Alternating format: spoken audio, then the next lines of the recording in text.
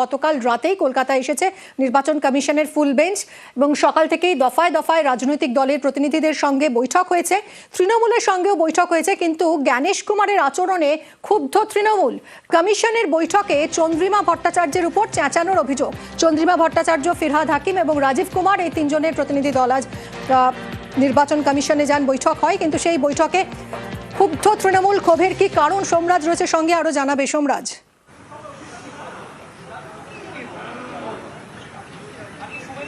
দেখো, আজকে বিভিন্ন রাজনৈতিক দলের সঙ্গে বৈঠক করে জাতীয় নির্বাচন কমিশনের ফুল বেঞ্চ, কিন্তু তৃণমূল কংগ্রেসের সঙ্গে যখন বৈঠক শুরু হয় সেই সময় কিন্তু কার্যত ছন্দপতন হলো। তার কারণ তৃণমূল কংগ্রেসের তরফে যখন এসআইআর এর বিভিন্ন ইস্যুকে সামনে রেখে জাতীয় নির্বাচন কমিশনের ফুল বেঞ্চের সামনে রাখা হয়, সেই সময় দেশের মুখ্য নির্বাচন কমিশনার জ্ঞানেশ কুমার রেগে যান বলেই তৃণমূল কংগ্রেসের তরফে দাবি।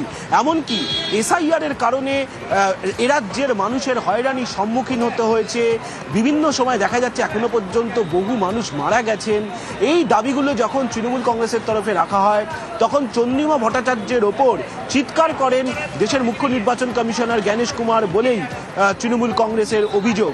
তৃণমূল কংগ্রেস এই বৈঠকে মোটেও যে সন্তুষ্ট নয়, তাও তৃণমূল কংগ্রেসের তরফে স্পষ্টভাবেই জানিয়ে দেওয়া হলো। রাজ্যের বিধানসভা ভোটের প্রস্তুতি নিয়ে এই বৈঠক জাতীয় নির্বাচন কমিশনের ফুল বেঞ্চ করছে, যেখানে প্রত্যেকটি রাজনৈতিক দলকেই তাদের মতামত জানানোর জন্য বলা হয়। প্রত্যেকটি রাজনৈতিক দলের মতামত জানার পর তৃণমূল কংগ্রেসের সময় ছিল একদম শেষে, অর্থাৎ সকাল 11:45 থেকে 12টা। কিন্তু সেই বৈঠকের শুরুতেই এসআইআর এর বিভিন্ন ইস্যুকে সামনে রেখে বৈঠকে সরব হয় তৃণমূল কংগ্রেসের প্রতিনিধি দল।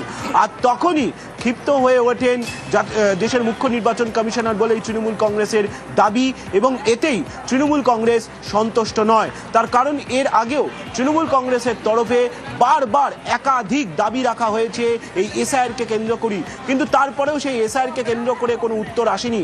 আজকেও যখন বৈঠক শুরু হয় সেই সময় তৃণমূল কংগ্রেসের তরফে এসআইআর নিয়ে বেশ কিছু দাবি রাখা হয়।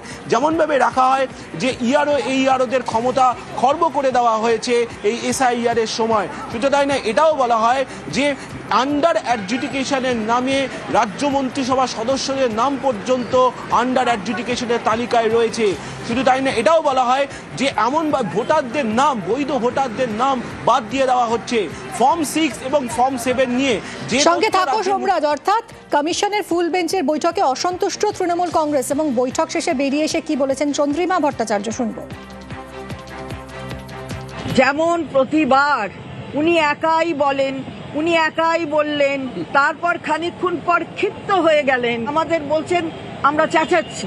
তারপরে সুপ্রিম কোর্টে যখন সবকিছু আছে, আর তো কিছু বলার নেই, অন্য জায়গায় সব ঠিকঠাক হয়ে গেছে, আপনারা সুপ্রিম কোর্টে গেছেন, সুপ্রিম কোর্টে যাওয়াটা কি অন্যায় হয়েছে নাকি? আমাদের রাইট আছে সুপ্রিম কোর্টে যাওয়ার, তার জন্য আমরা গেছি। আমি একজন মহিলা, আমাকে বলছে ডোন্ট শাউট। আমি বললাম কিভাবে বলছেন আপনি? তার মানেই তো বোঝা যাচ্ছে যে মহিলাদের প্রতি শ্রদ্ধাটা নেই, তার জন্য মহিলাদের কেটে দিচ্ছেন এখানে। তো এগুলো উত্তর দেবেন না? ও তো সব সুপ্রিম কোর্টে আছে, তো সব সুপ্রিম কোর্টে আছে, তো আমাদের ডাকলেন কেন? আজকে আমরা কি করতে এলাম তাহলে? আমাদের ডেকেছেন যখন, তখন শুনতে তো আপনাকে হবে। এই কথাগুলো আমরা বলে এলাম, আমাদের কথা শুনতে রাজি নন, সুপ্রিম কোর্টে গেছে তো গেছে, তো বেশ করেছে। এবং শুধু তাই নয়, হোয়াটসঅ্যাপে নির্দেশ কেন, এই প্রশ্নও তুলেছে আজ তৃণমূল। বৈধ ভোটারদের নাম বাদ কেন, এই প্রশ্ন তৃণমূলের। সোমরাজ রয়েছে সঙ্গে, আরো ডিটেলে জানাবে। সোমরাজ, এই বিষয়ে কি জানা যাচ্ছে?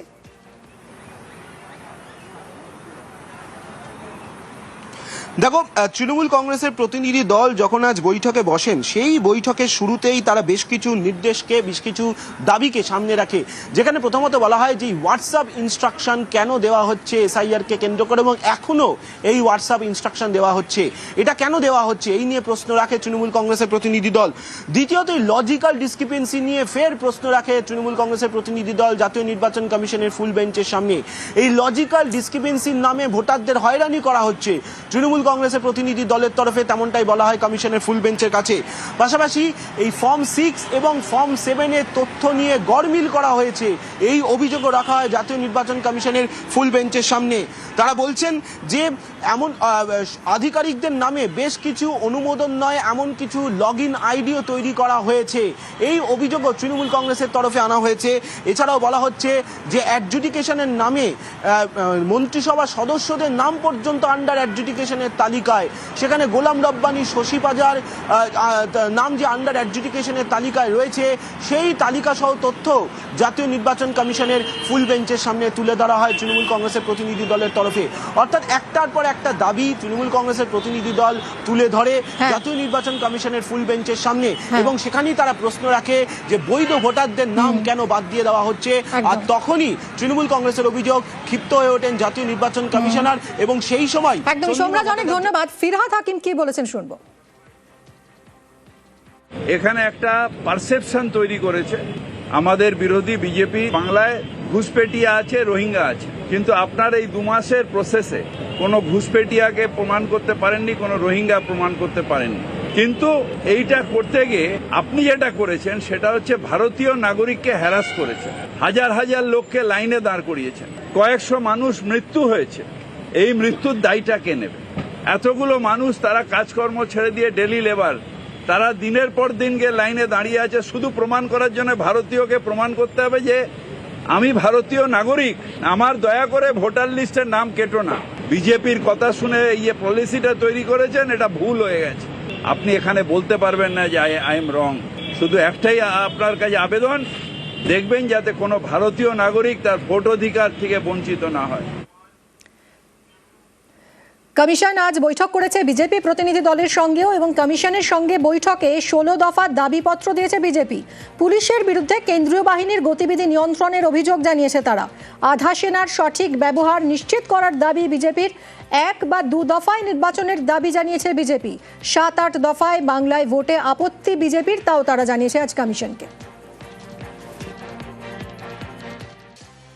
নির্বাচন কমিশনকে আমরা 16 দফা দাবিপত্র দিয়েছি, এবং তার মধ্যে সবচেয়ে গুরুত্বপূর্ণ যে বিষয় কেন্দ্রীয় বাহিনীর সদ্ব্যবহার। রাজ্য পুলিশ যেভাবে কেন্দ্রীয় বাহিনীর ব্যবহার করছে তাতে আমরা অসন্তুষ্ট, এবং নির্বাচন কমিশনেরই সেই কাজ তা পুনরুদ্ধার করা। যদি হিংসামুক্ত ভোট এবং ভয়মুক্ত পরিবেশ তৈরি করতে হয়, তাহলে পশ্চিমবঙ্গ পুলিশ এখানকার সরকারি অফিসারদের যে তন্ত্র কাজ করছে, যারা চায় না ভোটাররা বেরিয়ে এসে নিজের ভোট নিজের দিক, তাদের বিরুদ্ধেও কঠোর, কড়া এবং উদাহরণযোগ্য ব্যবস্থা নেওয়ার আমরা অনুরোধ জানিয়েছি। इस बार का चुनाव हमारा अनुरोध है कि 1 चरण में कीजिए या सर्वाधिक 2 चरण में। ये 7-8 चरण 6 हफ्ता टालना सबको दिक्कत होता है और इसमें कोई फायदा नहीं होता। কমিশনের সঙ্গে বৈঠকে 1 বা 2 দফায় ভোটের দাবি জানিয়েছে সিপিআইএম। কমিশনে 3 দফা দাবি জানিয়েছেন তারা। আমরা নির্দিষ্ট দাবি করেছি 1 দফায় ভোট হওয়া উচিত, যে রুটিন কাজ বললেন, খুব বেশি হলে 2 দফা, তার বেশি নয়। কারণ এই প্রশাসনিক আর এই মস্তান গুন্ডাকে দিয়ে করায়, শুধু ঘোষণা করলে হবে না। ওরা কথা দিয়েছেন 1 এই 60 লক্ষ লোককে ফিরিয়ে এনে ভোটার লিস্টে, তারপরে ভোট হবে। 2 যাদের নাম ডিলিট করা হয়েছে তাদেরও সুযোগ দিতে হবে। আর 3 ইলেকশন কমিশন কোনো রাজনৈতিক পক্ষপাত দুষ্ট হলে চলবে না। 1 বা 2 দফায় ভোট চায় কংগ্রেসও। সর্বদল বৈঠকে নিরপেক্ষ ভোটের দাবি জানায় কংগ্রেস।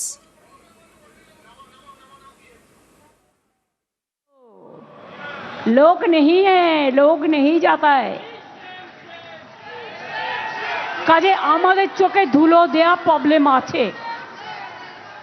উই উইল আইডেন্টিফাই, ওকে? এবং ধরাও হয়েছে হাতে নাতে। নির্লজ্জ। নাও গান গাও, পজিটিভ মাইন্ডে এসো, চলো গান গাও। দিদি আপনি একটু গাইবেন।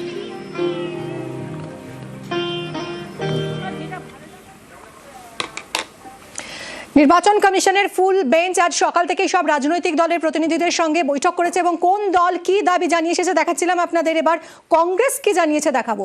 1 বা 2 দফায় ভোট চায় কংগ্রেসও। সর্বদল বৈঠকে নিরপেক্ষ ভোটের দাবি জানিয়েছে কংগ্রেস। আগে আমাদের প্রোটেকশন ক দফায় দিতে পারবেন বলুন। যদি এক দফায় দিতে পারেন এক দফায় করুন, যদি দু দফায় করতে পারেন দু দফায় করবেন।